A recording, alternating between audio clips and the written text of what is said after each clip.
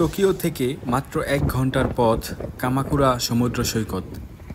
জাপানের ইতিহাস আর প্রাকৃতিক সৌন্দর্যের এক অপূর্ব মেলবন্ধন। এখানে যেন সময় থমকে যায়।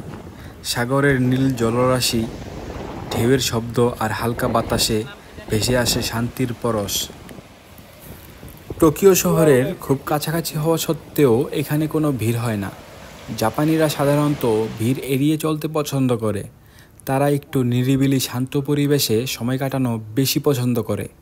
ফলে সৈকতে হইচই, জোরে গান বাজনা অথবা গ্রুপ আড্ডার বদলে শান্ত পরিবেশ বজায় থাকে।